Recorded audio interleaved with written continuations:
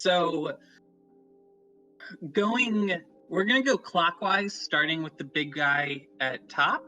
And actually, I have one more I need to drop down. So, yeah, I'm gonna go with this one. No, it won't let me drop in more than one at a time, but also some of them just refuse to load. It's very frustrating. Let's try this. Come on, load. No. All right. There we go. And then I've got one more. Let's try this. Okay. So up top we've got. So all of you guys have sat around this big ceremonial altar table they've set up in the middle of this gathering place, maybe.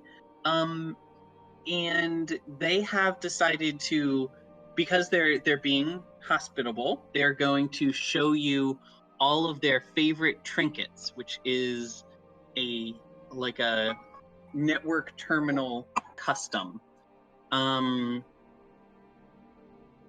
So let me grab one more. Oh yeah, that's perfect. Okay. So going around clockwise, starting at this big guy here, theirs was a very delicate little hairpin that they had to grasp between two of their massive fingers. The next one is this battle robot, battle terminal, which you guys know from conversation as things were getting set up, as they were doing introductions. This one's name is I-63. And I-63 was a battle robot, but basically has PTSD and can't fight anymore and is fairly traumatized by that time. Their trinket is a big, oddly shaped cog from a vehicle. The next one is Pascal, who's the bot that you talked to when you first got to the village, and Pascal's offering is a tire, but the metal inner tire has been replaced with wood, so it's just a big ring of wood with a rubber car tire on the outside. The next up is you guys don't know what this model is for, and they haven't been able to sufficiently explain in a way that makes sense what their original purpose was, but their trinket is it looks like a wood cutting axe. You don't know where they got it. They did not forge it. The next one is a scouting terminal, which is a big sphere that can pop out legs that it stands up on, but when it wants to move fast, it retracts its legs and retracts that little part popped out of the bottom there and becomes just a ball, and then it can roll really fast as a ball. And its trinket is this thing, which is a solid gold wrench. You don't know where they got a solid gold wrench, but they have one and they're very proud of it. The next one I admire the solid gold wrench. Yeah. It seems like a bad wrench, because you would think with a wrench you want a good hard metal. Yeah, gold is soft. Yeah. Don't know why somebody would want that, but next one up is named... it plated? Is it plated with gold, or is it just solid gold? Well, remember, most of these can't speak common, so do you want to ask that question, and then you're going to have to go through a couple levels of intermediaries and translation in order to get the answer? Wow. I will refrain. Okay. The next one is named B9. It's a fairly humanoid-looking one that has a torso and 4 limbs. It's actually fairly similar to Mate's design in that its, air quotes, head is this big round glass ball that has like LEDs that pop up on it, and its offering is, you think that it might be part of a vehicle that broke off, or maybe part of a piece of furniture, but it's clearly part of something that is not designed to function on its own, so it's impossible to tell what it's supposed to be, but it's very proud of it. The next one up is a construction bot, but specifically a construction bot that focuses on hydraulics, and its offering is a big metal combat gauntlet. Think like what are they called? Power fists in Fallout. Yeah, Yeah, that's it's what they're some called. yeah, it's like that. It's got like mnemonics and everything. And then the last one is this little guy named KT7. So let me put that in. KT7. Only has 2 legs and a little tin can of a head. It comes out carefully balancing on its head a just a giant spear. You don't know where it got the spear or how it managed to balance the spear on its head, but it waddles over and then hops up and drops the spear on the table, and that is its offering. It cannot communicate, but Pascal translates for it and talks about the very cool spear it got. Next up, we have the party. Ruda offered up as his cool thing cyberpup and the cyberpup manual, which they are they think it's very kind of cute but also kind of unsettling. It's a little bit of an uncanny valley thing. I think their reaction to cyberpup is sort of similar to a human's reaction if like a little girl walked up to you and showed you her favorite doll, and her favorite doll was one of those like porcelain dolls from the 30s, and like all of its hair had fallen out and maybe it had like a crack on its face, and it's like, oh, it's cute that you like that. Also, that's fucking horrifying.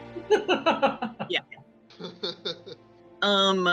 Amil's offering was a multitool that he had customized, and they think it's very cool. They like how many little different parts there are to it, and the ones that have semi-functional hands, which are mostly this guy.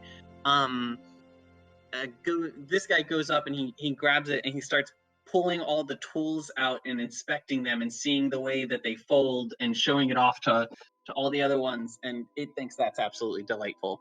I would really love if somebody was like, "Oh, show some modesty." Aveline brought out a necklace that Otema gave her, and it's they like it. They like that it's shiny. They don't like that it's floppy. Floppy is bad. They don't like that floppiness, but they accept it in much the same way that somebody who maybe eats a dish prepared by somebody from another culture that is not to their palate, but they want to be polite, might handle the situation.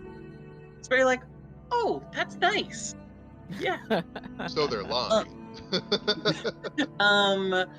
Roy did not make an offering, and they are politely ignoring Roy because Roy has not spoken to them, and they don't know whether they think that maybe the Roy being there is a sleeved person, not a terminal, considering that you didn't talk to them, and they think that the little disc drone is probably just another person. Like it's hard to say.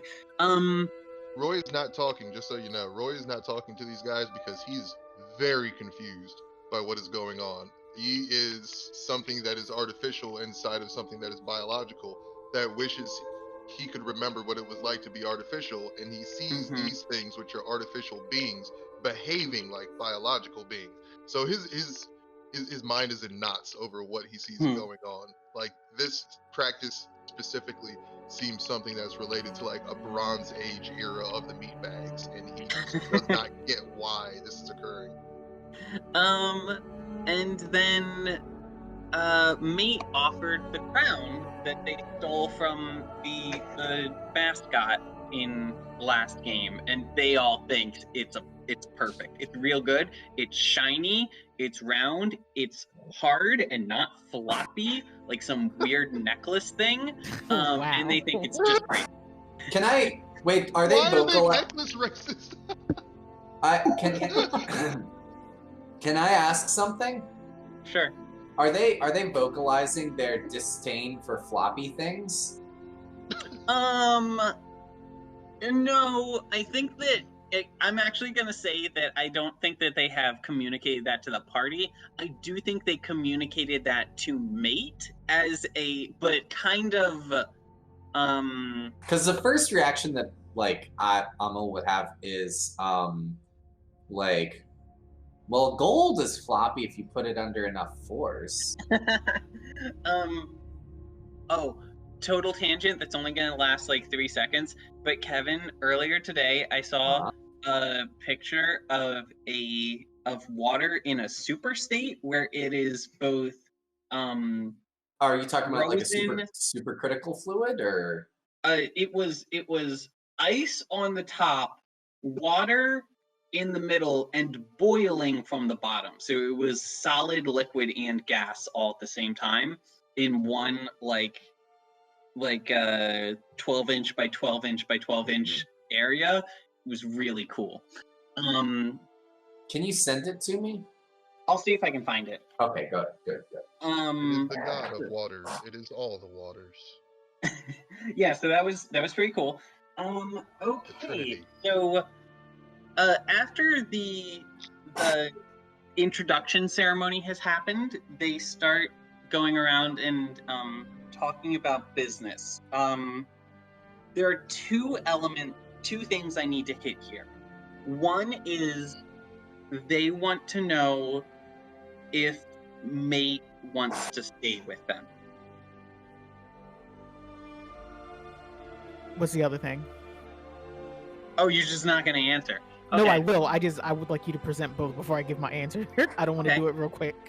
The other thing is they want to catch up with like what you're doing here and what's going on, and so they've mostly been communicating with Mate, and then I think we're gonna say that.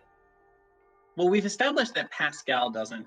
I'm gonna say that Bigsby has some experience with the common cultures and knows the common language in the same way that Mate does. So Mate and Bigsby are taking turns kind of translating to the rest of the group. Okay. So they are they want to know like what you're doing here and what's going on, and in particular they thought at first that you might be associated with the men in suits, and when you guys press them for more information, they get kind of uncomfortable, and this is something that obviously they don't like talking about, but so there is 1, 2, 3, 4, 5, 6, 7, there's 8 of them here. There have been 20 of them total in this village over the centuries, but maybe something like 50 years ago, these people started showing up from time to time and would kidnap some of them. They would, while some of their members were out on expeditions, sometimes their members just wouldn't come back, but other times they had other people in the area who were able to witness it, and these men in suits would drive up in their expensive looking vehicles and stun one of the village members, maybe hit them with like an EMP or like a taser or something that disabled them briefly, and then would like throw them in the back of a bus and drive off with them, and they never have seen them afterwards. So they wanted to know if you know about these people or if you are associated with them. So those are the two things. Okay. Yeah, I'm gonna respond like via DM to Bigsby and to Pascal, and just say like, yeah, I'm gonna stay for a bit, but I need some time to talk with my friends before I head back with them to like where they're going, because I'm very interested in finding out a lot more about the way they've been surviving, and then it just piques my curiosity to know more about the dudes in suits, because that seems to be a bigger problem. I think one thing I'll vocalize in front of the group to them is who was the last one of you to be taken, and has anyone ever come back? None of them have ever come back, but the most recent one was about 6 months ago, and it was a bot named DV9. So I have a question for Mate. Mate's like nickname, where they go by Mate instead of MX8. Is that a normal thing that you think these other network terminals would do, or is that a thing they picked up from interacting with other common folk and picking names that would make the common folk that would be easier for the commoners? Yeah, I think it's a combination. There was a period of time where going by that designation made the most sense. Plus, it's like doing pi out to its decimals.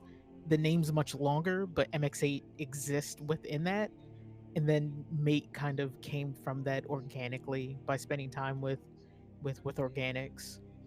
Okay, so so this is a question: Is MX8 not their full name in network terminal? That would actually make a lot of sense, because there have presumably billions of network terminals, and MX8 just doesn't have enough. 3 digits is just not enough. Yeah, the actual name is printed out to like 1 trillion characters. Right. MX8 is to have a designation. 3 Yeah. Okay, so they send back to you the full like identifying code, ID code of the bot that was stolen most recently, and then you know that the first 3 digits are DV9, and they also communicate that this entity's like common name that they used when talking to commoners was DV, DIVI, DV. Can I take that numerical designation as a what do we call it? Not a perk, a aspect? Yeah, can I take that as an aspect? Yeah, you are familiar with both their common name and their network name. So the scouting bot projects a hologram of DV, just so that you know what they looked like, and it is roughly like this. It's kind of got a lot going on mechanically. It's not easily traced back to like, oh, it looks like a person or whatever. But yeah, so that's roughly what DV looked like. And they do not know what happened to DV or any of the others. Why are we interested in DV? Because DV was kidnapped from the village by men in suits. Okay. I think the bigger question Roy was asking was, why does Roy care? No, I mean, just hey, we were exploring and we just came up and we like shared our trinkets and there's like, hey, somebody got kidnapped, and I'm like, okay. Yeah, no, it's like What this does what does after that what does that have to do with anything that we're like? I'm just trying to figure out why. They were asking if you were with the group or if you had any interaction with the group that Okay. had kidnapped them. The other thing that I think happens as that conversation goes on, mate, is I think they Does the rest of the party know that the robots asked Mate to go with them? Mate, do they? Nope. They sent it to you as a DM. Yeah, no, I haven't told them that. That's why I asked my other question openly, and haven't said anything because I said I wanted to talk to the group first before I went with them. All right. Roy's about to speak to them, but I'll wait for a good chance. Just let me know when I can. Okay. So, Mate, do you want to push or anybody else, do you want to push the conversation and get more information about these terminals that have been kidnapped? Yeah, I'm just kind of waiting. Roy just wants to break in here and just like, before we go pursuing any kind of request of yours, we will require you to answer some questions first. His hologram steps forward to the edge of the table, but his disc drone navigates over by the robots themselves, and he starts running his software investigation routine. Okay. And because he wants to get 100% accurate and truthful answers. And he asks them, state the location of your assembly. What do you mean? Who manufactured you? Oh, we don't know that no more. Who manufactured you? No. So Why are they you not- they actually do. They so they each had fractured memories, but by kind of cross-referencing their shared code, they were able to piece together much more of their memory than Mate did pre-hacking. They know that they are network terminals. They know that they were made by the network, and they can tell you the ancient robots. Yeah, they can tell you the name of the facility that each of them was created in. Their network factories are the size of like a moon each. They're kind of like Death Stars minus the big laser. And there are probably somewhere in the 1 to 10,000 range of them across the galaxy. And they can't tell you the current coordinates of those factories because they move. They actually move not just like the stars rotate around the galaxy, but they actually move from star to star over time. So that is acceptable. When did you arrive at this location? So each of them has a different answer. The first one here was Pascal. And Pascal, actually, this was their homeland before this world was abandoned. So in the same way that Mate was responsible for watching over a world, and then their world got destroyed, Pascal was responsible for watching over this world, and then a natural disaster happened, and all of the native inhabitants died. And then in the centuries since then, the world was rediscovered by outsiders who have come and set up the buildings that you see around currently. When those people came and Pascal met them and first learned about the internet, essentially, Pascal had the idea of putting out an advertisement to try to reach other disconnected terminals like themselves, and that's how each of these others arrived. Probably over the span of, I'm going to say, 300 years. So is it accurate to say that you all have been influenced by organic culture over the last 300 years? Yes, every one of them has. Interesting. Have you had any interactions, or do you know of an entity called Red Corp?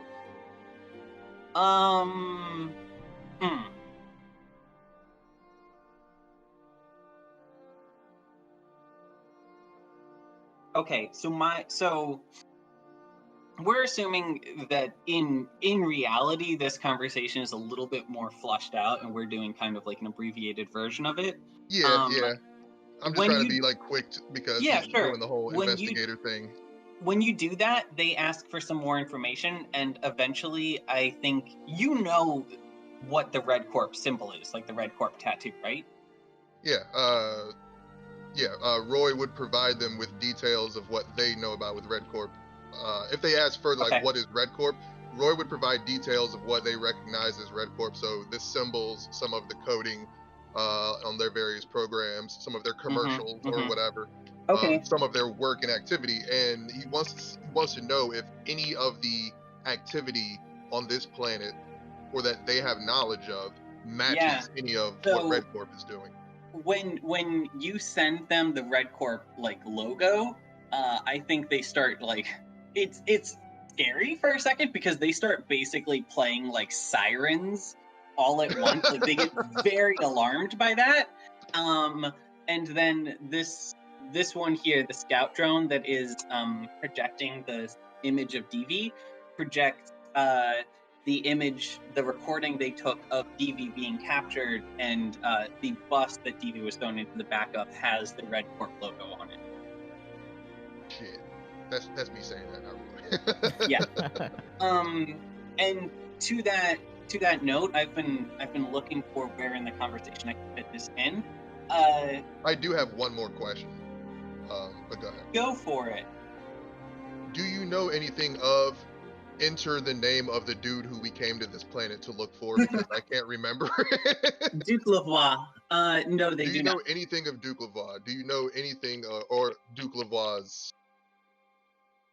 machined properties? He has a robot.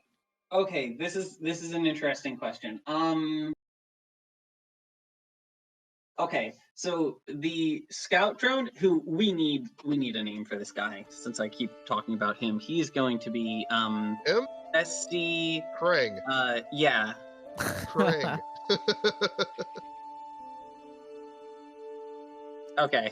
He looks like Krang's Terror Dome or whatever. Yeah, he looks like the Technodrome. Technodrome. Yeah. So his call sign is KR6. Goes by Krang. So Krang shows you that recording.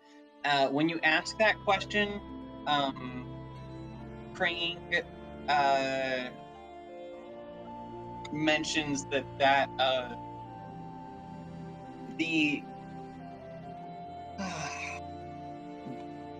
essentially the equivalent of like a MAC address, like the unique identifying number of the ship that you mention. Krang travels all over the planet on a regular basis and scouts like everything, because that's what they do. Krang has gotten a ping of that vehicle in a particular coordinate, and it's a coordinate that they know very well because it's the coordinate that they saw DV taken to, and it is the tower in the continent that Roy is on currently. So Roy is literally it's all where their coming friend was together. taken. Okay. All according. Yeah. So Roy, what did you say? I think at that point, Roy's disk drone would move back. Its suite of investigation is complete, so it would move back. Can I move it? No, I can't move it.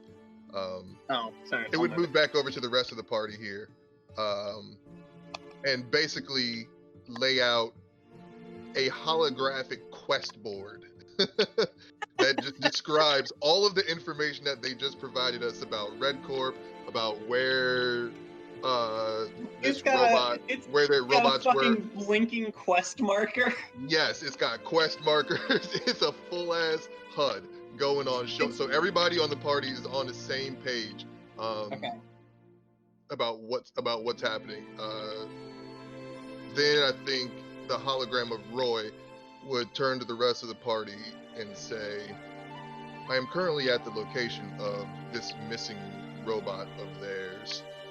I will need assistance if I am to progress further, but if you all desire to continue interaction with these beings, I would suggest keeping them at an arm's length and being safe because they've been compromised by Red Corp once. Who knows who else is compromised? Oh, interesting. Okay. That's fair. We don't know if they put like a Roy trap. looked directly at MX8 when he said that, even though he doesn't know anything about what's going on. But Roy has had previous suspicions about something being wrong with MX8, and now he's suspecting the same thing of all these guys, and he's suspecting it could have something to do with Red Corp's interaction with them, because obviously Red Corp knows where they are and who they are, and he's using them for something. Side note, Roy thinks that Red Corp is taking these things and putting them into the bodies of humans. That's Roy's suspicion. Got you. Wow. Yeah, I'm gonna look back at Roy and just show like a sad face emoji. I look a little hurt that you would think something like that of me and my new friends.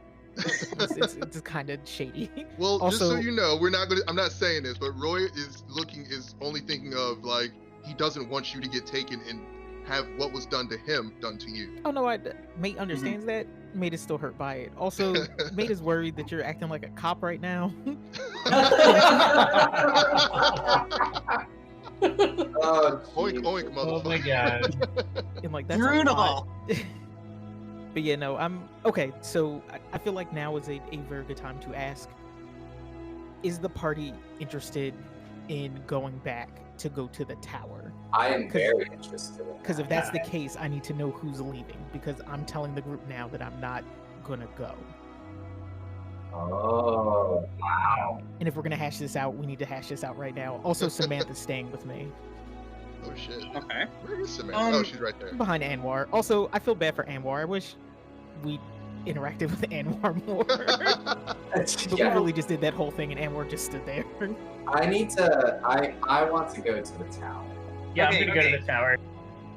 Mate, did you say that that you wanted to stay here in the village? I'm gonna stay in the village and Samantha's gonna stay with me. Okay. So are you guys going to communicate that you want to go to the tower and start shit there? I mean, let me know if, because at this point, like, we've communicated a lot kind of to each other through DMs. I feel like at this point, letting them know, like, I don't know if because I don't think Roy's inherent interest, and correct me if I'm wrong, if you're not going to look for DV. No. Like that's if you happen to find information that's Exactly. like, that's of no consequence. Yeah, no, I don't give a fuck about it. I think Roy would have informed them, similar to with the HUD, or while the HUD was being displayed to the rest of the party, Roy would have informed them that this is a projection of himself, and his current self is actually at the tower that they were just talking about. He's not telling them why he's there or what they're looking for, other than, asking them if they knew anything about that Duke dude. Yeah. Which, I mean, but- coincidentally, like, we can scoop all of that together probably in that same space. Yeah. Yeah, Also, I think that I kind of like have to go because I'm everybody's like You're their ride? I'm their ride. Yeah. So if someone wants to go to, I have to go. Yeah, no. I Well, think Aveline could the teleport bulk there. of the party should That's true, probably that's true. leave. Yes. Like, that just Yeah, makes the most thematic sense. I Does- don't know who would feel comfortable sitting here and Wait, kind of do like you have a ping to be like ping us back? yeah. So or- here's the okay. thing: we always have a way to communicate with one another. We always have the ships like I don't know, like that The, zone that we made for like your website? like our website that we can communicate through, which I think is a good secure way for us to talk, to not be noticed by like network traffic. But I think even more important than that, and this was the thing I was going to ask to you, Bren, as mate, I guess, for DV and kind of any of the other like networked machines that had been taken, they all should have like an access code, like a thing that had originally connected us to the network, that once we were disconnected, it's like a unique identifier, kind of like the MAC address. Okay, yeah. But there's a way to track that, which is the way that I think that they reach out, and you can kind of think of it like, hey, here's like a wireless access point. I need something to look for, and I think that they could give me that, and maybe we could figure out a way to like bolster our communication so that we could like look over a wider network.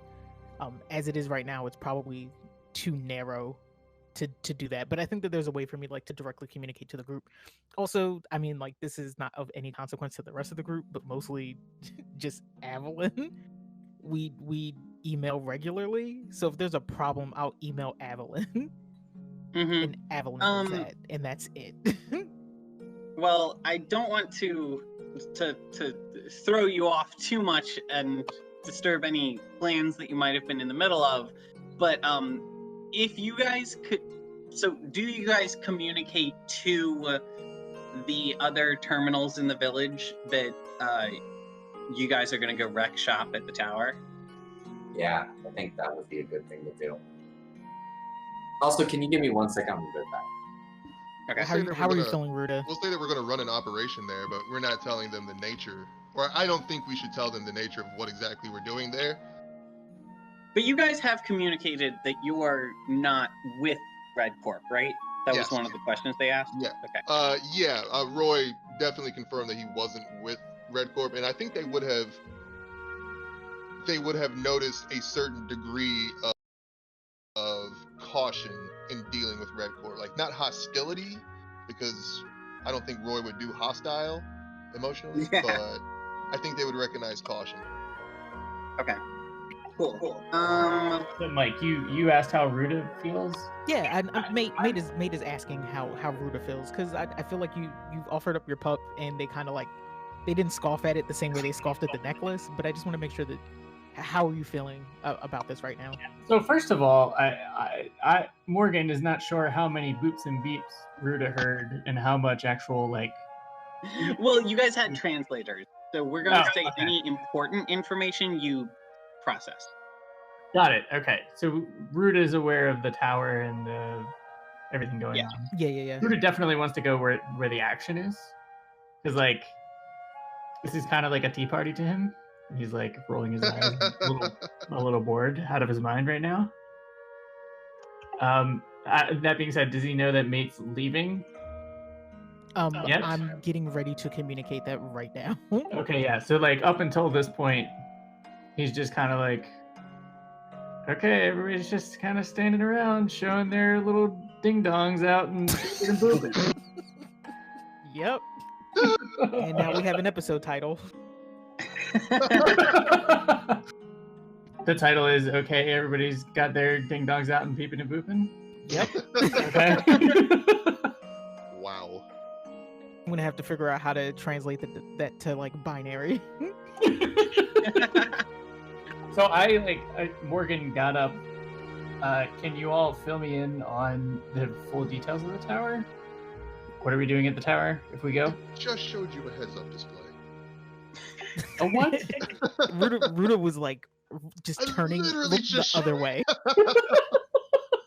Ruda does this thing where Ruda like falls into a fugue state when like, they don't fight after like 20 minutes. You know, like Any Ruda, time to go more than He 30 seconds without a fight. Shows up in a desert area in his underwear and a button-down shirt, just aiming a gun at the distance, and you know. That's definitely what happens canon-wise. Yeah, absolutely. Yeah, Like, which is Ruda's, why like, I think check the fuck out most of the time. mate has to periodically check on Ruda to make sure Ruda's okay. And I think that's mate's reaching out because like this is like leaving the group isn't something that is a easy choice for Mate, but Mate is so thoroughly intrigued by seeing so many people like themselves that they can't give up this opportunity. Mm-hmm. So yeah, I'm gonna turn to the party and go like, I don't know who's going to the tower, and I'm kind of looking through Roy towards Ruda. Okay, so and just before saying, we I'm go not Roy any has gonna his back back away. turned to you. before we go any further, the villagers want to go at least Pascal. I think Pascal and Bigsby want to go with you to the tower because they have big beef with Red Corp, which they just learned the name of, and they want to hurt Red Corp. So if you guys are going there, they would like permission to come with you and wreck shop. And I'm hoping that is Roy an is cool with invitation that. for Mate to go along as well. To the towers where we're. Well, I was Nothing gonna say that from Roy is cool with that even more if Mate wants to stay with the party, because as far as he's seeing it right now, cool. They got one of ours, we have two of theirs. Oh jeez. Yeah, no matter what, I'm staying. I want to talk to so many of these men. Like, there's just time that I've not been able to kind of fully understand like my purpose, and specifically with this group, like kind of where I fit in. This is like, hey, we found a group of people and everyone here plays Monster Hunter, so I'm staying. Like that's happening. Okay, And so it's kind of bummy that Yeah. Pascal's going, but I guess that's cool because just Pascal, I think, has to have the most like in-depth knowledge of this place. But I guess I could talk to Krang and KT7 and kind of get the Monster digs Hunter too. with robo lepers. Yes. Mate, in meta question here. We are moving into the dungeon part of the level, and it's going to be a little. I mean, it's not an option to just have Mate not there for that whole part of the level, or sorry, to not have you not there for that whole part of the level. Oh, I'll just be Bigsby. That's what I was about to say. If you want Mate to stay here, you could play as a combination of Bigsby and Pascal. Yeah, I'll do Nice. that. I'll happily be Bigsby. Okay. You'll have to be both of them, but I think it's kind of like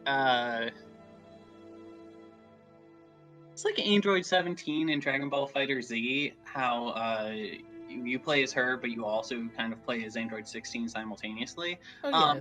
It's a we're double. family. Yeah, it's understood that when you meet other network terminals, it's kind of like going to the Olive Garden.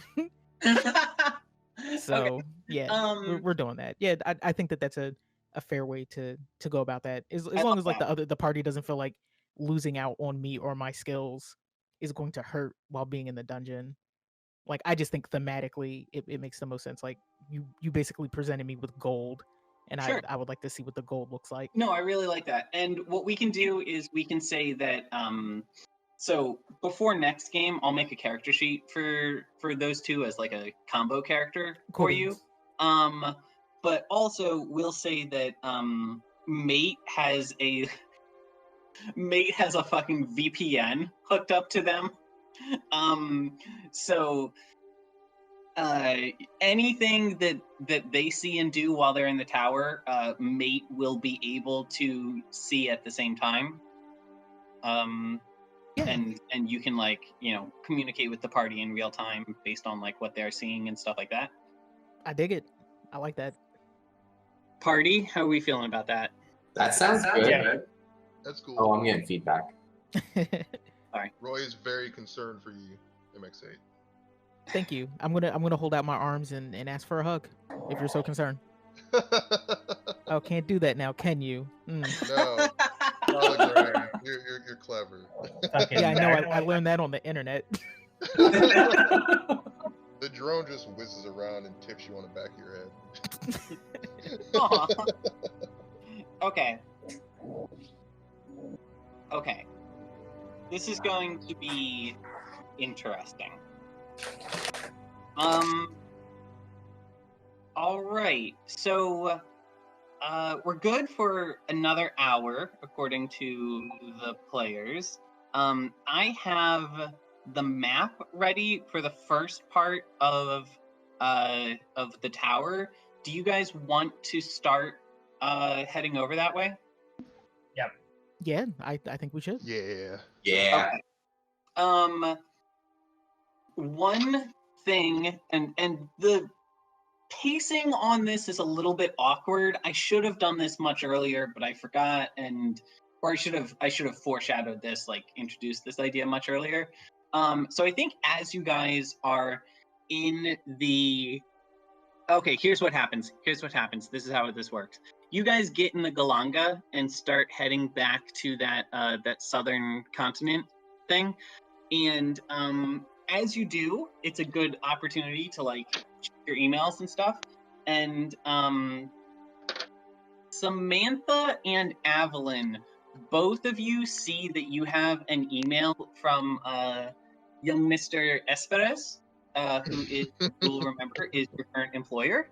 And Esperes is asking for a status update. While you're flying over, do you guys kind of email him with everything you just learned? Ruda doesn't have email. Aveline? Aveline reads the email, but she doesn't respond to it. I will. Wow. I think that I have like set up a little thing that automatically reads my emails to me out loud or something like that. Okay. And I think I will respond to it. Okay. Specifically, he wants to know if you found any clues about the location of his father, which you guys found out that his father's ship was at the tower. I will respond probably ? Okay. Working. So as soon as he gets that, he's going to start a group, like literally half a minute later, he starts a group video call in with each of you guys. So all of you guys are invited to the video call. Who joins? Roy would join simply because he's waiting at the tower for reinforcements, so he's Okay. got nothing better to do. Okay, so we've got No, Roy is also getting recon on the area. sure. So Roy is on the call. Amil, do you join the call? Yes. Okay, Samantha's definitely on the call. Amil, Aveline, do you join?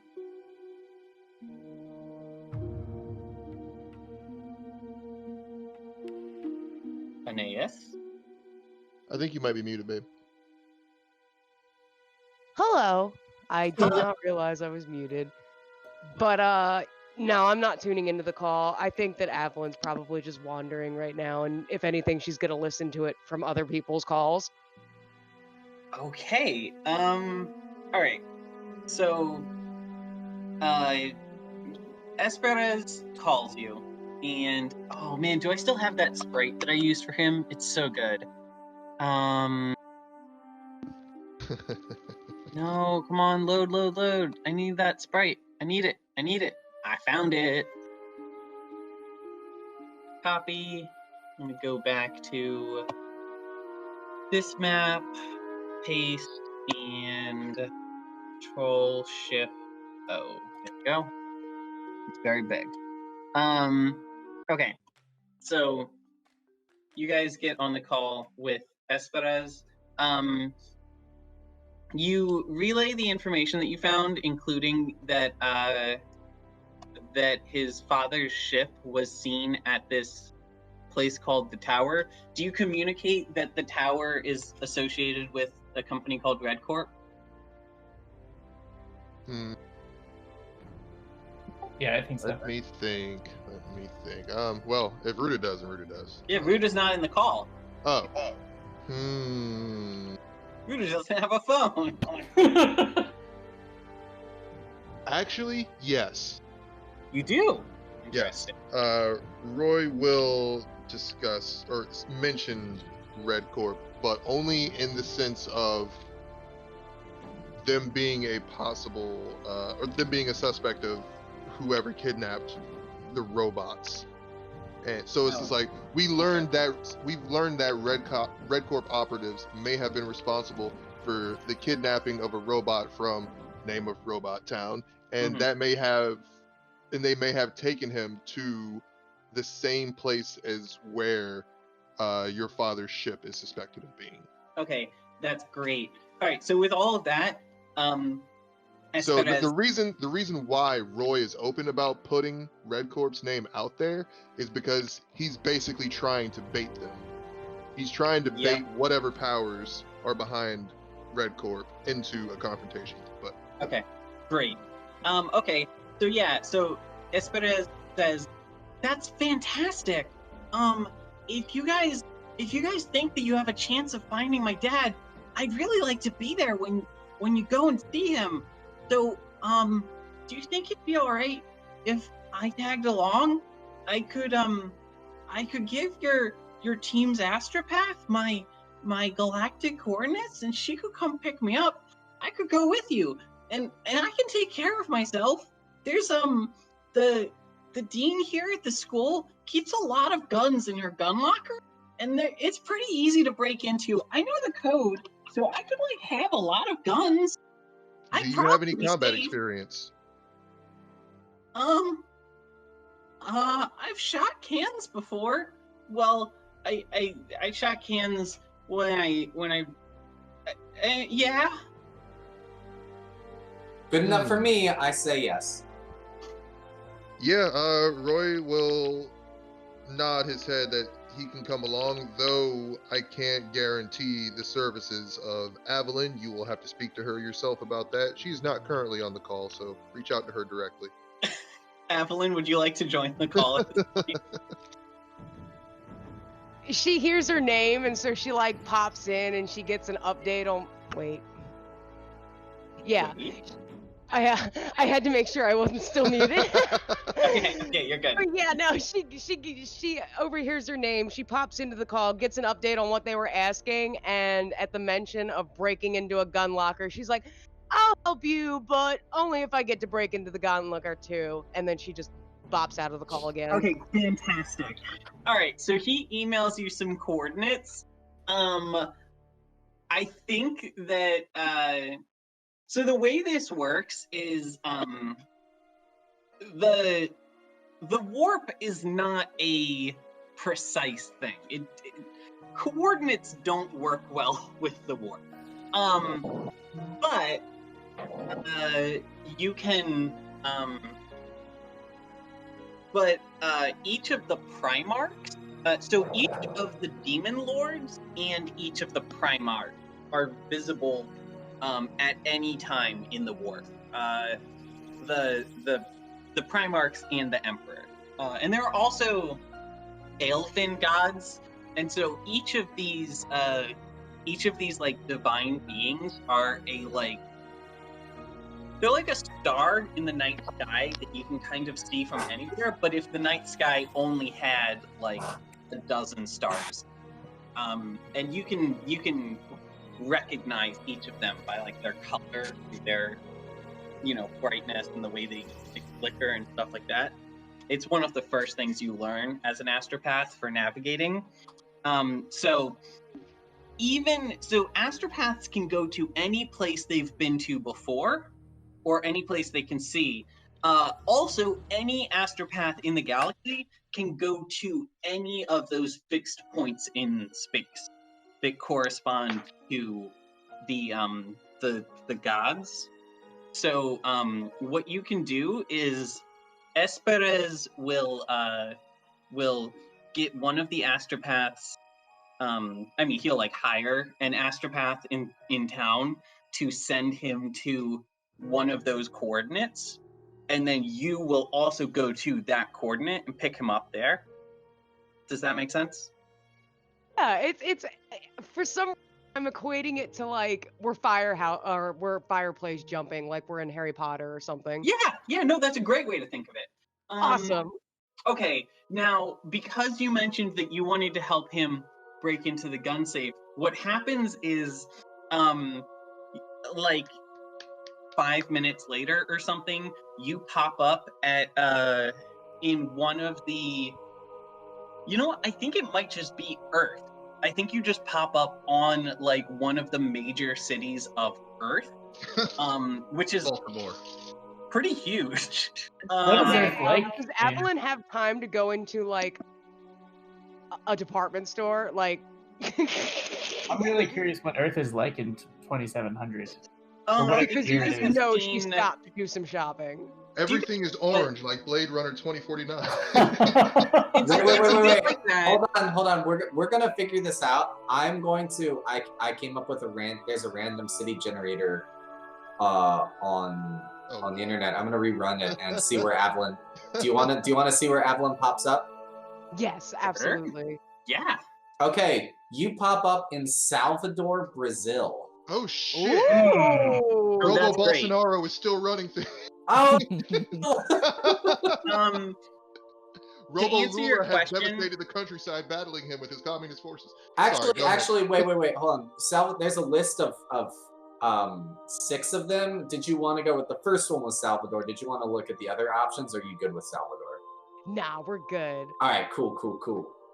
Yeah, so Salvador is, for some reason, one of the cities that is associated with one of the astral Primarchs, the Primarchs who bodily ascended into the warp and serve as one of these fixed points. So one of the, That's cool. dozen places that any astropath in the galaxy can teleport to at any time is Salvador.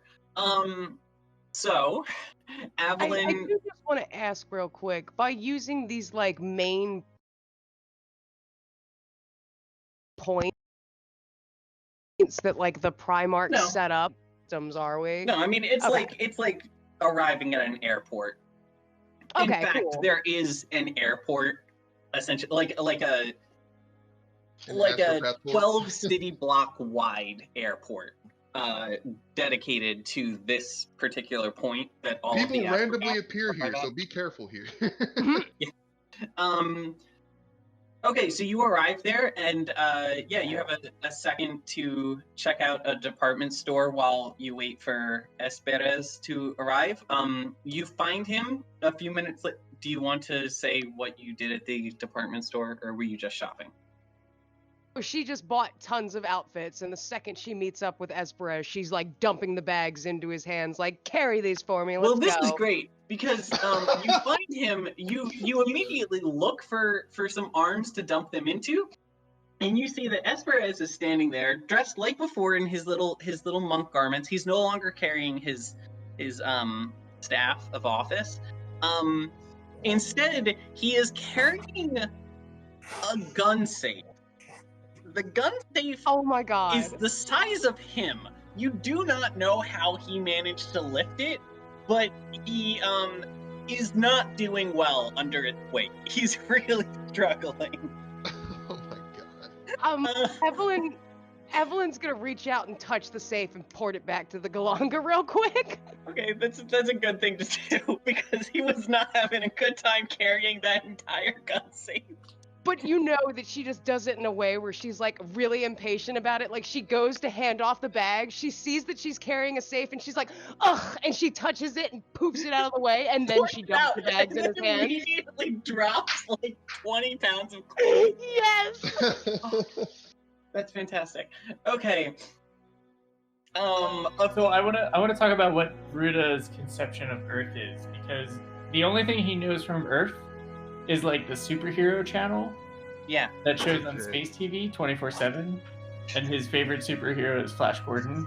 No, by the superhero channel, you do just mean Disney 2700.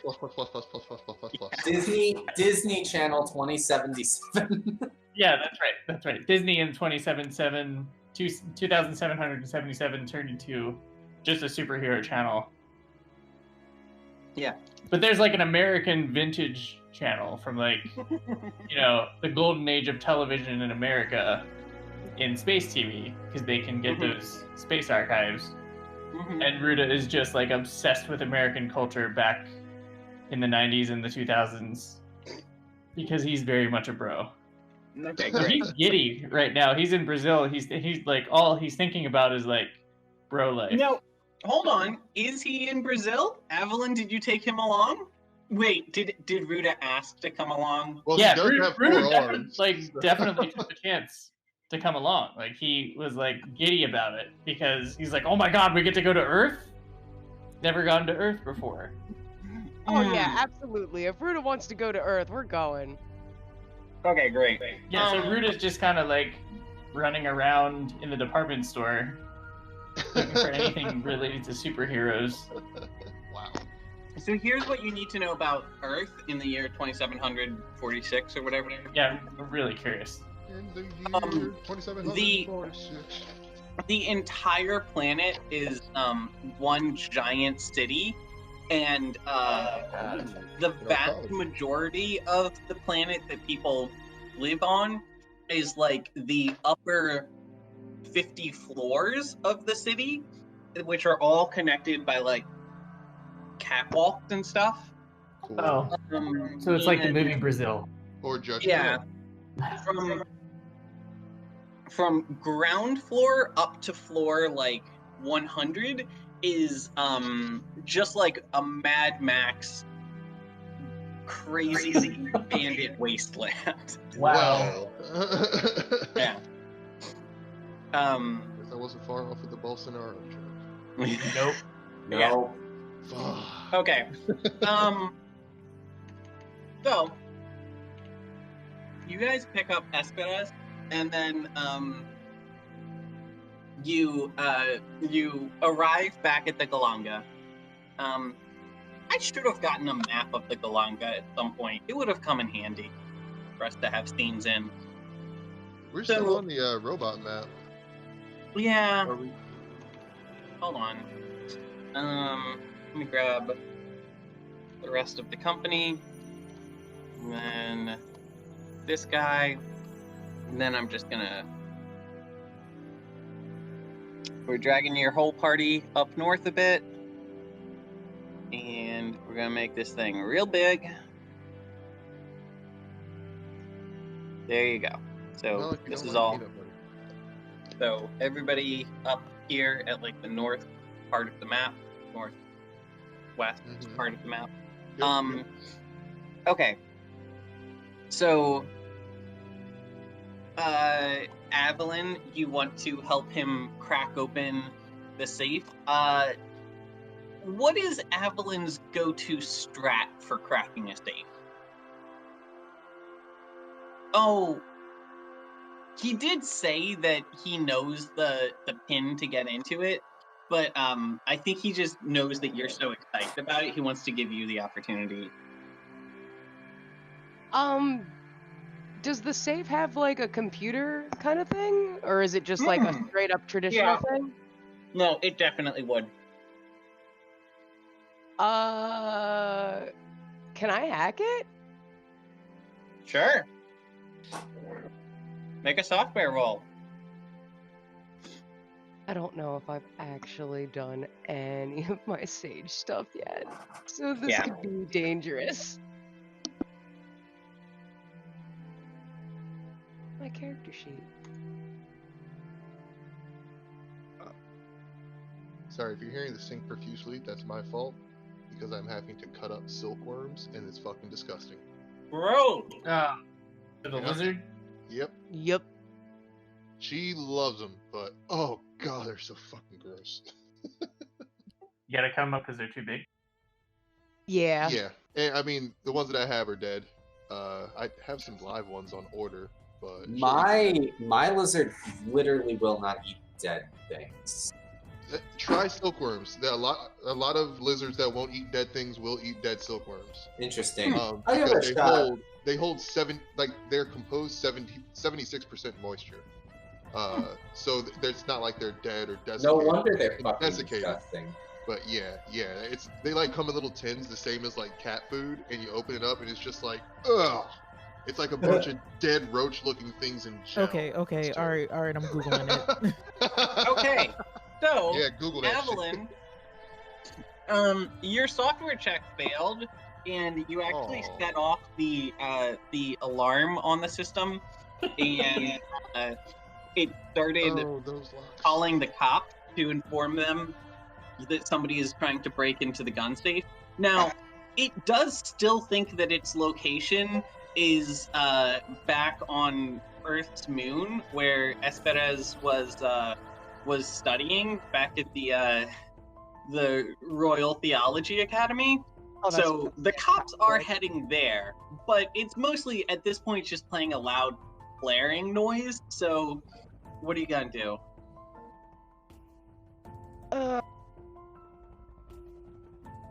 Aveline she doesn't know what else to do at this point. You could ask because- Amil for help. Amil's a wizard.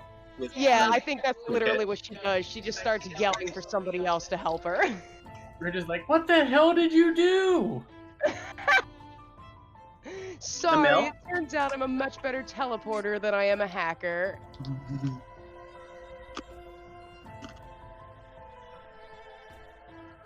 I just posted, I'm like, why don't we just do this? I'm going to suggest we open it up with a, wait, are the contents inside flammable? Let me ask that. What's the contents of the safe again? I think I missed it. guns. I mean, I could do this really easily. Yeah, But you're not I was- gonna. I could just it has a key, right? Does it have a keyhole? No, it's a Oh, it's a touchpad with like a pin number Yeah. you said earlier. yeah, it's a touchpad with a computer. I mean, I could just cast divine light inside of it, or hard light object inside of it, and just make it expand. Amil, are you just gonna hit it with a big saw? I was Saw's thinking that, or like melt through the steel. I have a flamethrower. I don't know if a flamethrower would Melt the work. guns. Yeah, I don't want to melt the guns on the inside. Why don't we just a really high software skill. why don't we just hard light object pick the lock, right? Like turn the Roy's not that- with you. oh, also- shit. Yeah, Roy is at the tower, so you all would have to wait until you got to the tower if you wanted to do that. Also, the lock is designed to be very hard to pick in with like conventional physical means because it's a lock designed in the 28th century. Right.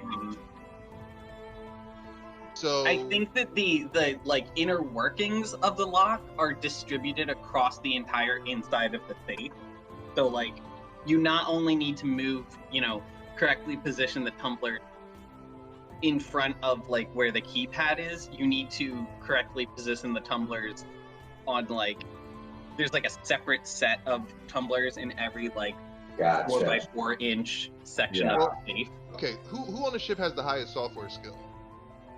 I think maybe Amil. me. Yeah. Because I could use the disc drone projector to basically just cast a X-ray over it, so you can see the inner workings of the safe. Oh. Then using your software skill, that let could me possibly pop let me a lot. just do that. Also, don't you have a sonic screwdriver? Basically. I'm just gonna throw my It software would at take it. either software or hardware. Well then, we're gonna do hardware. Okay, That's respectable. that'll do it.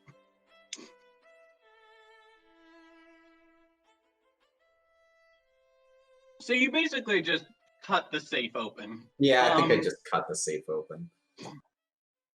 Okay, yeah, you cut the safe open, and Esperez said, "Well, I don't know why it had to be that much trouble. I did know the code, but I'm glad you all had fun with it. Now, excuse me," and he kind of like parts you guys out of the way. He cracks his knuckles as he throws the safe open, and then you see him with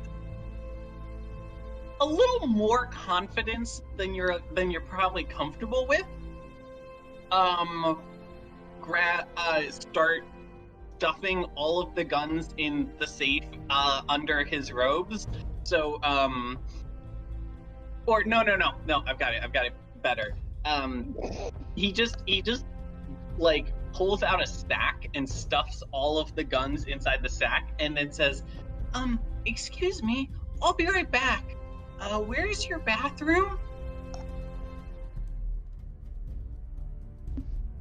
Someone tells him where the bathroom is.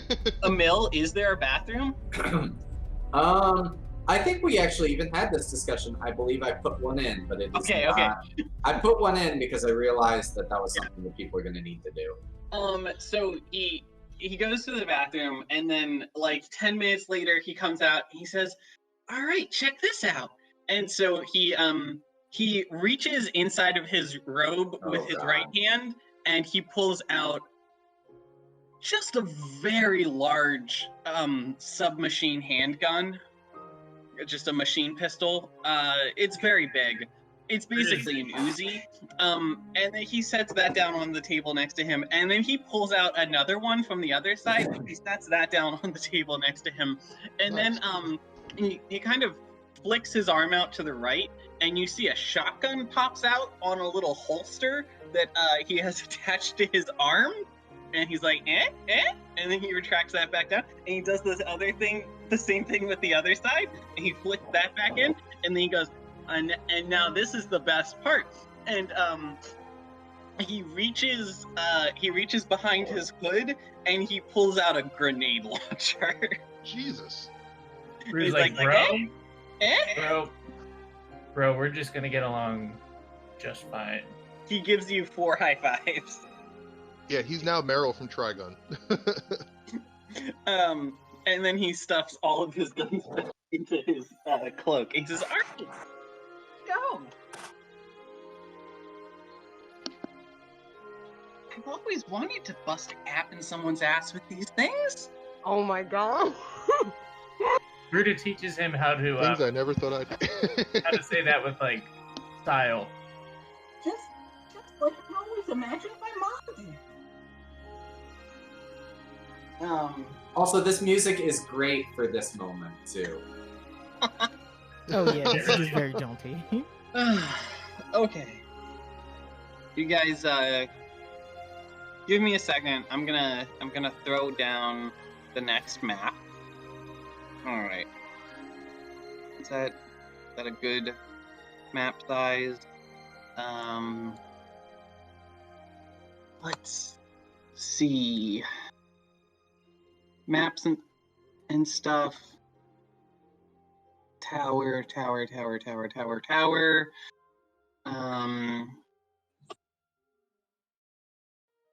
so I need to make this about 50% wider. Width is going to be 40. That's about there. Okay. Zoom out.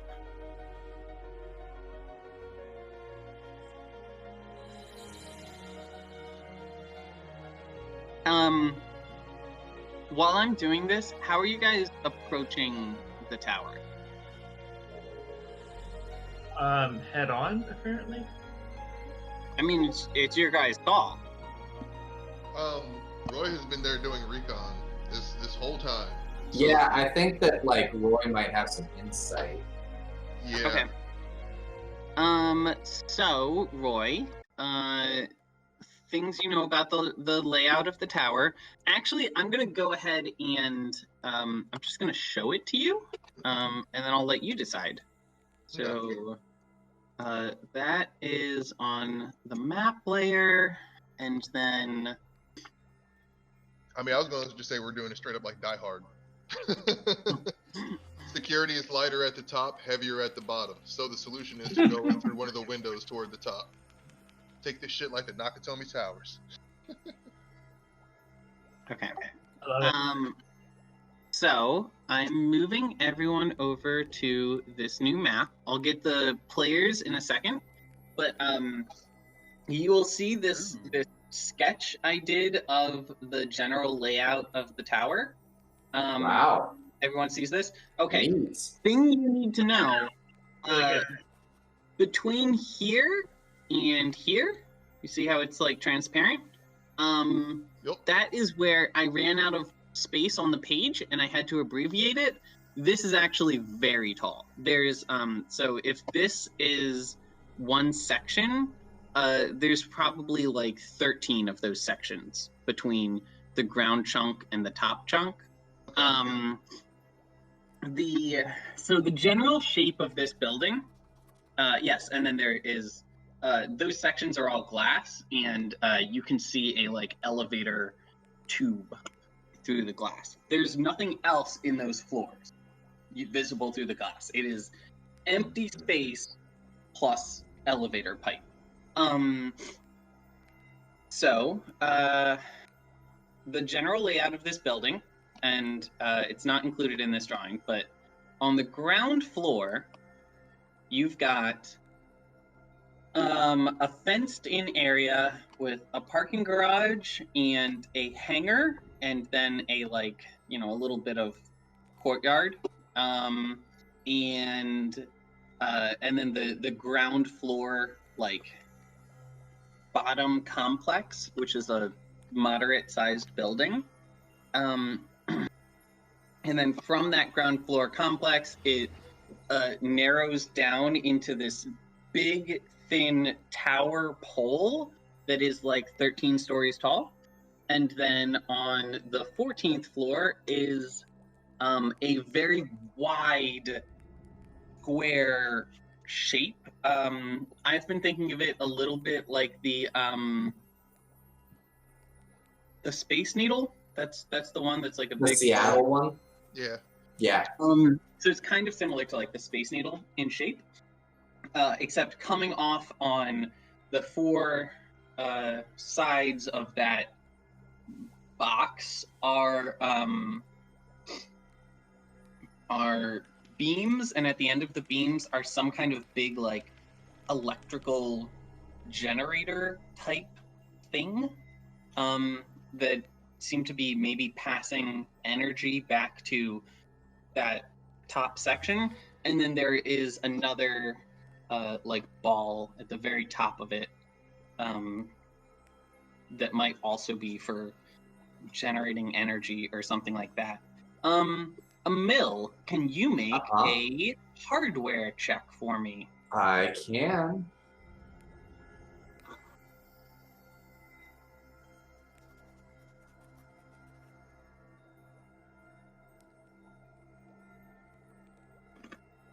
Wow. Same exact. Well, not the same exact roll, but 3 and a 5, and then the next time I rolled a 5 and a 3.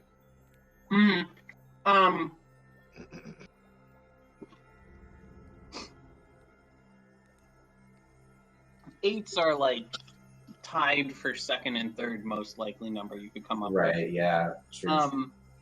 Okay, so a thing you know about this design, because so the Nova, they primarily work on planets with like hazardous environments, correct?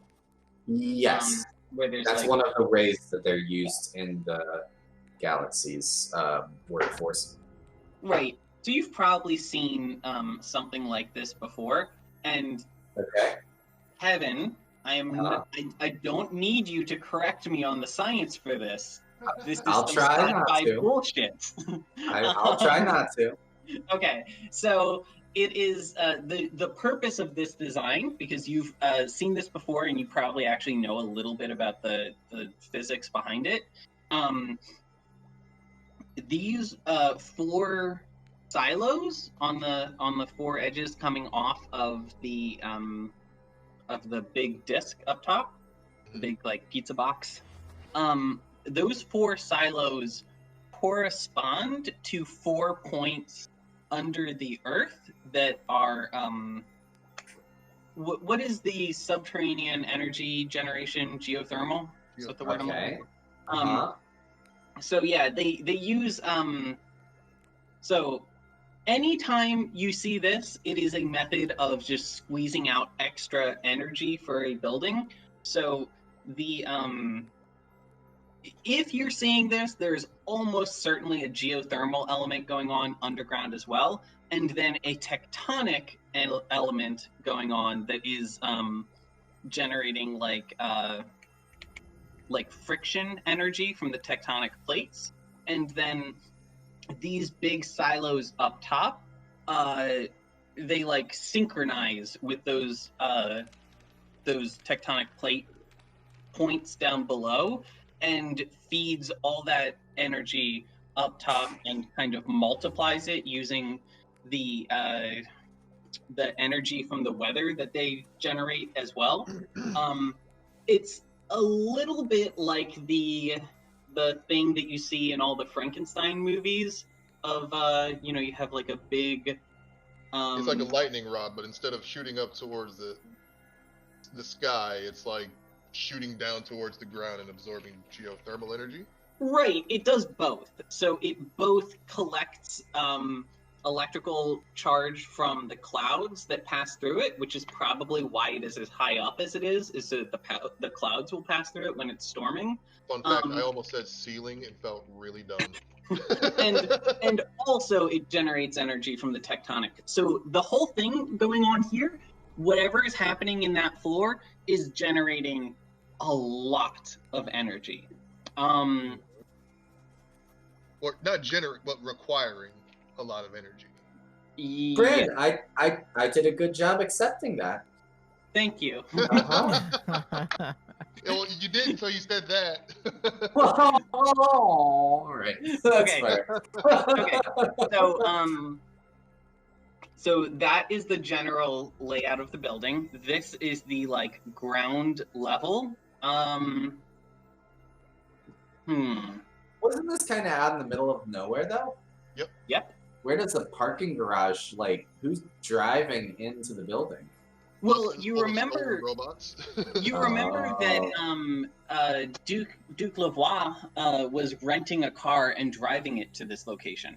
True. Okay, so it's probably it's like down dirt roads, but it's accessible by car. Yeah, that makes sense. You also Roy and Mate came across a pretty like luxury housing place nearby. So it's possible that maybe there are some like mansions in the area that are kind of, hidden away that most people wouldn't be aware of. That might be whoever works here. This is like their, summer home for when they're on site. Sure, that sounds reasonable. Okay, I'm going to copy over the party. So I have a plan. At least the beginnings of a plan. Okay. I believe there are 8 of us altogether. So we would need 4 2-person groups. One to go up to each of those generators and knock the power out of it through whatever means you have. When the power is knocked out, now I'm not saying I want you to reveal this to me, but hopefully it's not like, I don't know, maintaining something that'll blow up or whatever. But if it's not, then it should basically any kind of electrical locking system that's in this whole building, it should pretty much shut that down. So we should be able to get in a lot easier. So we would go to the top go through the top instead of going through the bottom. Now, the alternative to that, because I did think the plan B, would be to just knock out one of those generators and then have the rest of the crew down at the bottom so that when security started getting lax and things started to unlock, then we could go up that way. I like that plan. Why don't we do 2 basically, groups? I want to employ 2. some method of misdirection as a side to like completely destroying their shit. Because at first I was just like, well, maybe we could take them down to like 50% capacity, or like have like a rotating outage between all 4 of them. Like if we set up some sort of a macro, like this one's out, now the other one's out, now this one's out, so they don't know what exactly is going on, but they're distracted. Mate, did you say that Anwar is with you back at the village? Yes, No, Samantha was. Anwar went with the group. I took Samantha with me. Yeah. Okay, and now I need to go grab those 2 dudes from the village. Yeah, Roy wants to employ some method of misdirection using knocking out at least one of the turbine or one of the generators from at the top of the tower. And there's a few ways to accomplish that. I mean, I can use it with the sentient armor gravity suit. Aveline could do it with her teleportation. I could send the drone up to do it.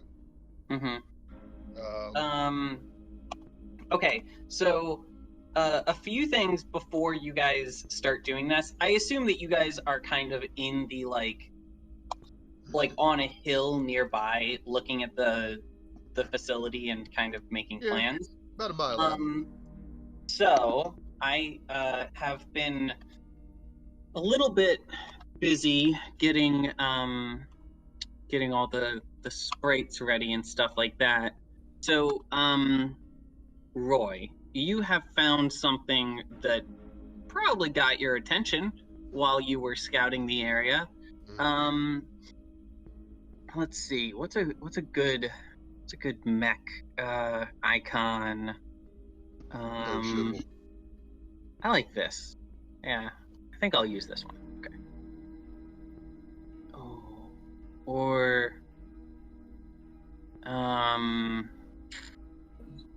There's so many good choices. I'm gonna use this one. Okay. So you see a big old combat mech in the middle of the courtyard. The combat mech is surrounded by a number of shattered and broken looked like security drones as well as like security officers they're all lying dead and broken around it. The mech itself has a huge gouge cut through the like chest component of it, which is the barrier that covers up the pilot. So it looks like whoever was inside of it was killed while piloting it, while fighting off whatever was going on around them. It is slumped on the ground. There is craters and scorch marks and gouges carved into the ground and the walls of the building around it, and it just looks like this was a battlefield. Also notably, how were you going about scouting the area? So basically what you just said. I was sitting on a hill that's about a mile out from the tower using my super powerful space binoculars. As you do. Yeah, and these super powerful space binoculars are also able to project mirrors, so I can actually look on the other side of an object that I could normally only see one side of. That's pretty cool. Yeah. Okay. So that's how I saw that thing. I really want to, I don't know when we could do this or how, but I think I can using Star Trek logic. I want to get in that mech, interface with it with my sentient armor gravity suit, and use the disc drone projector to create any kind of, create a holographic composite for any kind of missing circuitry or components. For it to function. So if you want to repair it, you're going to need physical components to repair it, but you have a very talented engineer on staff who is coming over with his personal chassis. Yeah, I didn't know if we could do that like in the field. That's why I was just like, so there's episodes of Star Trek where somebody loses an organ, right, in their body, and they take them to like the holodeck and they create a holographic organ that basically sits in their body and allows time for the doctors or whoever to operating on them to actually do shit. So I was thinking not as like any kind of a permanent thing, but if we ran into some sort of like big enemy, I could possibly hop into that, interface with it with the SAG suit, create holographic circuits for it, and get like a burst of energy out of it and get maybe one turn of action. Yeah. No, I like the idea there. We'll see if it is necessary. Okay. So I'm kind of just going to litter a bunch of dead dudes on the field around here. There's also a couple other broken down mechs in the area. That's just the biggest and most notable one. So I'll drop in a couple more in a second. And we have interest in it though, because we are aware of the Duke's that he had a big freaking mech for like whatever Esperez family is, like it's like their family heirloom or relic. Yeah, it's fucking Barbatos. Looking for Barbatos. Yeah. So, yeah, you're definitely on the right track. That is a thing that you guys are looking for. So, then I'm just gonna tip it to indicate that it's busted. And I'll put another one over. Okay. Oh, and I've got another good one. That's a GIF. I don't want a GIF. I want.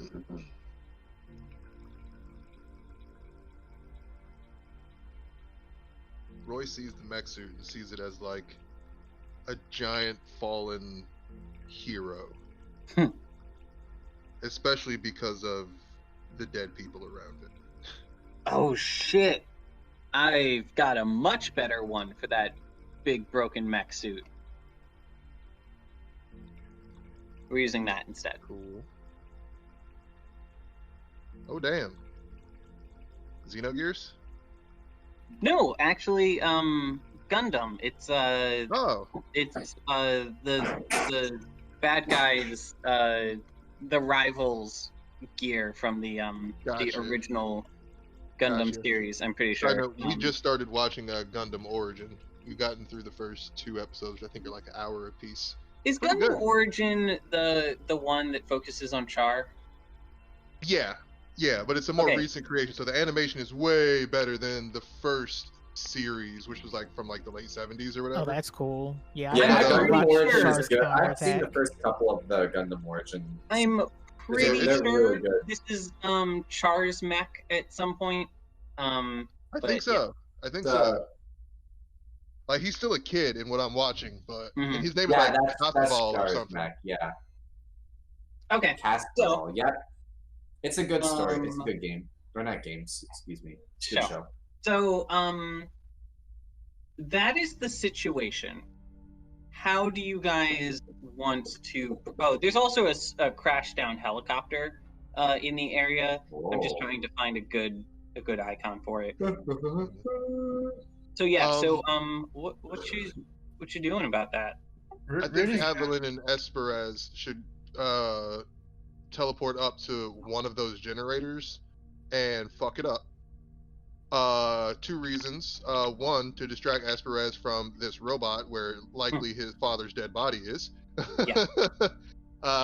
And also to create the distraction or misdirection that we need to distract anybody from down here. That's just me. What do y'all think? Aveline. Okay, wait, real quick, because I don't know if this will come up, but I think if you guys were getting ready to like wreck shop, you would probably consider this. Who has their vehicles with them? Well, obviously I do. Yeah. Do you have your scout suit with you as well? I think I keep it in the Galanga, so yes. Okay. Is Jagara with? That's what I'm asking. If you want her to be, then yes. Well, yeah, I feel like Ruda always comes prepared with Jagara, even though because the Galanga has space, right? Even though what? I'm saying even because the Galanga has space. Yep. The Galanga is set up to carry all of your vehicles. Yeah. Definitely gonna be a mech battle. Yeah, everybody has their vehicles, I would imagine. Yeah. Okay, and did Aveline have a vehicle, or was Aveline's... Aveline, did you not buy a helicopter recently? I did. We keep it in the Galanga. What is your vehicle? So this is Helicopter. your that's should be okay. And you did graffiti it. Yes, Just I got a did. fucking chopper. All right. Yeah, my graffiti chopper. Can your special move be doing a 28 weeks later and just like aiming the blades down at people and getting really close to the ground and chopping them up? Oh my That'd be gosh. Okay. And then I'm gonna move these guys over here. I made everything a lot smaller because reasons. I would still recommend the teleporting up to that power thingy generator because the helicopter would be very. You could get shot down from that easily, I would think. Okay, Aveline, do you want to try that as a starting point? Yeah, Are you going to take Esperez with you? absolutely not. Oh, come on. He's going to see his dead father. Somebody's got to take him. Yeah. He's got like 70 guns on him. He could be just. I don't Okay, know, you're so- Come on, Aveline. He wants to be one of us. So while they're debating what's going to happen with Esperez, Aveline, do you want to make a? So do you want to teleport off while they're having that conversation? Yeah, I'm gonna leave them to argue over whether or not Esperez deserves to go with me, and I'm gonna go. Yeah, that's great. Can you make a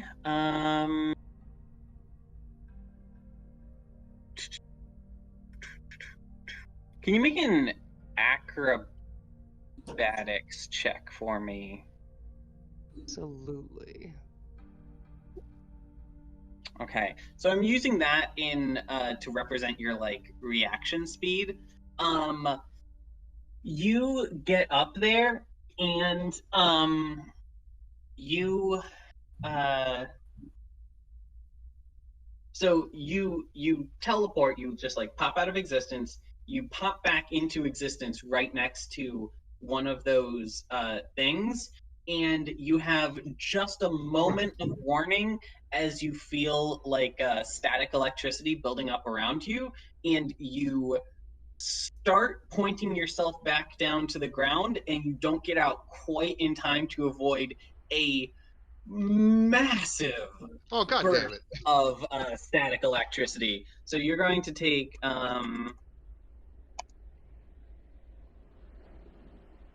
See, could have had that dissipated by another person. well,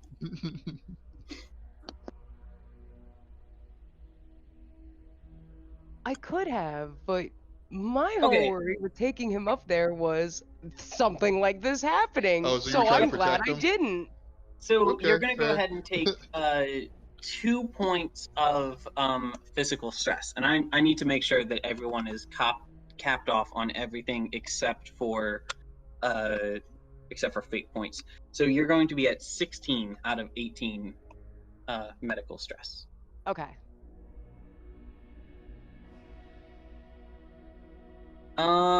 So that hurt, I assume, a lot. Aveline's really not in a great mood now. I feel like she's back with the group and she's just like, okay, what's the next plan? Roy looks at Aveline and says, and this is why we should discuss things before acting. Shut up, Roy. And Roy actually just shuts up because nobody ever tells him to shut up, but he did, so he just shuts up. Okay. Wait, so did that shock come from a mech, or did it come from the? I think it came from the generator itself. The generator. It seems Okay, to be got coming it. from the generator. Got it. All right, so yeah, Ruda's just gonna go head on with Jagara because I So, feel like that's the to safest what? route into like toward this area. Oh, okay. well, I think Roy would take action on the generator at this point. Like, since that didn't work out, and since I've got an armored suit, I'm just gonna fly up there and shoot a hard light object lance into it. How close are you getting? Wait, you have an armor suit now? Yes. That's fucking sick. Yeah, yeah. Roy's Iron Man now. Basically, What? I can't use it for long periods of time. I can't like fly for long periods of time. I couldn't fly across a continent, but I can boost up there and shoot it and get back down. I am going to say, let me look at my character sheet real quick and check my radiuses.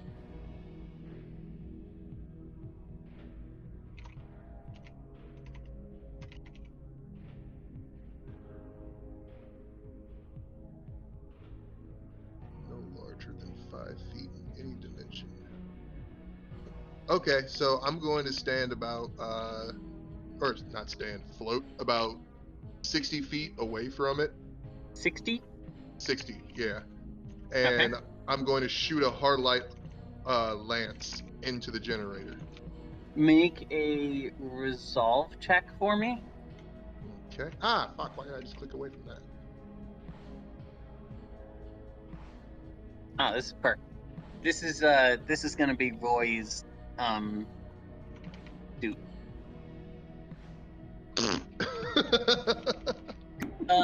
Okay, yeah, so you're not able to condense the light enough or get enough force to break through the. It looks like it has a pretty thick shell around it, a pretty thick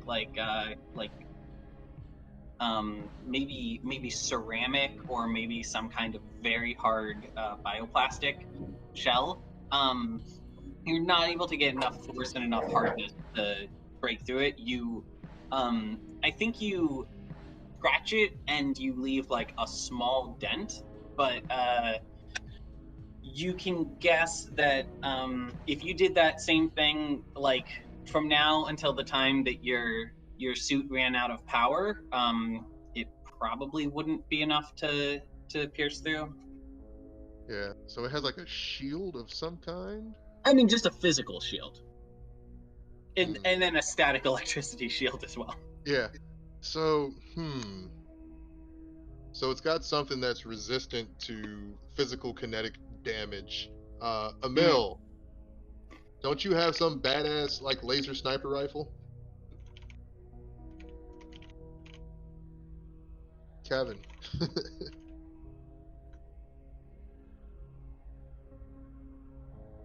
Kevin? I thought. Kevin? Because Kevin be AFK. It seems like we need some sort of an energy blast on this thing, since static electricity is stopping you from getting close, and its shell is hard enough to stop even a hard light object. What do Pascal's weapons look like? I know I don't have a sheet yet, but is there any way that Pascal could help or augment that role to make that forceful enough? Yeah, so I'm pretty sure we've said that Pascal has a high caliber weapon, like a not high caliber by canon values. I mean, this is not like a battleship cannon, but he has a maybe the equivalent of like a 50 cal coming out of his chest. Yeah, 50 cal will kill a building, but I don't know. I mean, hard light object from only 60 feet away only did a dent. That's some pretty hard shit. That's fucking adamantium or something. And maybe we just need to go inside. Well, I mean, we were trying to be cautious. We only got really 3 minutes, so we could think about this over the next week. That might be a good idea. The party's Hey, going around with their hands I'm on here. their If we just wait 3 minutes, we don't have to deal with it. Kevin, I'm sorry. Do you have like a sniper rifle that has like energy or something like that? I did have a sniper rifle that had energy. Sorry, did you need me? I stepped up. Nicole got. I am so sorry. Nicole got her second COVID vaccine today, so I've been like checking on her like every once in a while because her arm hurts. Makes you feel a little, yeah. It makes you feel like shit, yeah. So she's not feeling so good. Oh damn. That sucks. I'm sorry. Yeah, I mean, glad she got the shot. Yeah, glad she got the shot, and in a day it'll probably pass, and like then she'll be vaccinated, right? But you know, until then, sorry, I just went to like check on her real quick. So do you need me for? I've gone up to this generator and tried to hit it with a hard light object, and it only made a dent. Aveline got close to it and got shocked. So I figure that we need some sort of an energy weapon to hit it. Can your mech fly at all, or do you have anything that can fly? Because I don't actually think that my mech flies, but let me run this past Bryn. Bryn, do you think that I could? Do you think that I could? I don't know what I'm trying to say. Shoot it from the ground?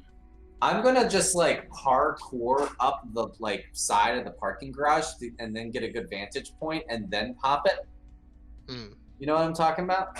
I don't know that you need to parkour. You can just this is just a chain link fence around the courtyard. You can just shoot it from the ground. That's the thing with bullets. Well, especially with lasers, you don't need to be within 60 feet of it. Oh, all right. Well. Yeah, I just picked a random number out of the hat. Okay, so you don't even need to roll for it. I can just go ahead and tell you. You shoot it with your laser beam, and it has no noticeable effect. Okay. There's a small scorch mark, but you get the impression that this is a like ceramic shell around some kind of hard material, and the ceramic is dissipating the heat very efficiently. It's almost like this is the secret research facility of a like galaxy-wide superpower. But wait, don't you ceramic. Can't just shoot a random part of it and break it inside. Don't ceramics usually dissipate heat extremely poorly? Am I making that up? Oh no, you're the science boy. Sorry, when you say you can't shoot a part of it and break it, didn't they do that in Star Wars? No. I know where I was thinking of, Kevin.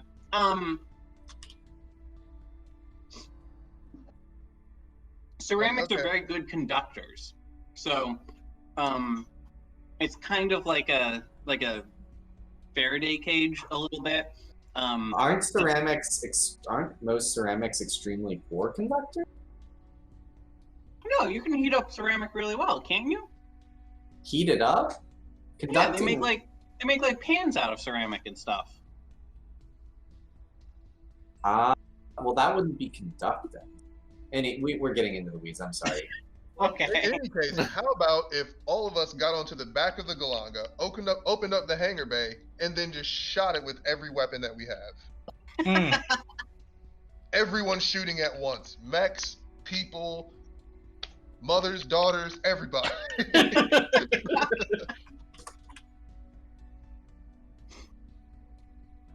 Or does it like have a cord that's extending down into the earth, or is it just like a energy transfer, like wireless energy transfer? No, it's magnetic synchronization. Okay.